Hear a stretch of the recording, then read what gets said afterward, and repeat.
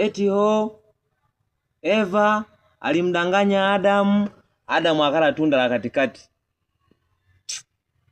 Labda kama sina akili timamu. Adamu ambaye aliumbwa na Mungu, Adamu. Vitu vingine bwana kujiongeza. Adamu ndo alianza akaumbwa yeye, alianziwa yeye kuumbwa kabla ya Eva. Alipomuumba akamuonyesha bustani yote kwamba huu mti usiule. Unaona? Baadaye sasa Adamu akalalamika kwamba nataka mwenzangu. Haya. Ndo akamleta nani? Akamleta Eva. Yaani alikuwa anajua kila kitu. Unaona? Haya. Mnafika mbali mnasemaje? Eva alidanganywa na shetani eti ampelekee Adamu lile tunda.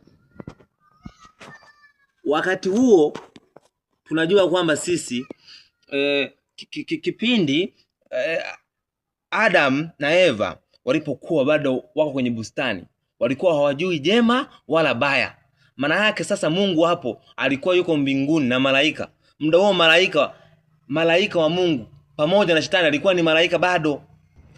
Huyo shetani alitoka wapi tena? Yaani maana yake alikuwa bado hajageuka kuwa mtu mbaya. Alitoka wapi? Akaje kumdanganya Eva eti kula ile tunda la katikati. Bwana tafuteni kwa sababu nyingine bwana. Sasa kuna vitu vingine vya kujiongeza tu.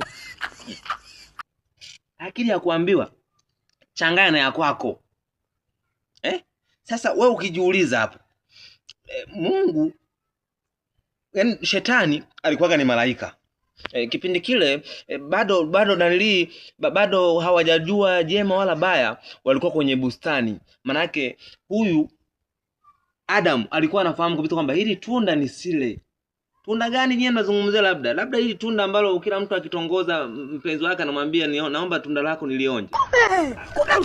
Kama ni hilo haina shida. Unajua tumezidiwa sana. Yaani tumetekwa kiakili, yani kiasi kwamba yani sisi tunaamini. Wewe ujiulize tu. Wewe jaribu tu wewe kuigiza sasa hivi. Uigize tu hata movie ya Yesu.